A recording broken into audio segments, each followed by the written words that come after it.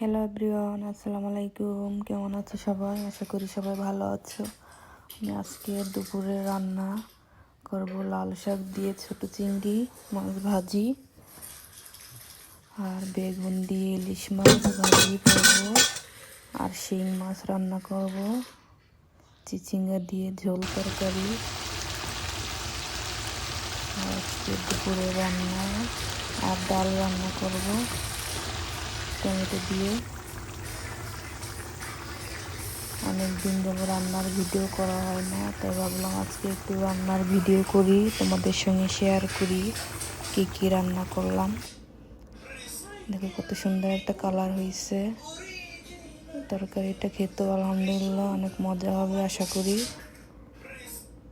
চিচিঙ্গা ঝোল খাওয়া হয় না, ভাজি খাওয়া হয়, তাই ভাবলাম আজকে একটু ঝোল রান্না করি। এই দেখো আমার আজকে রান্না করা হয়ে গেল।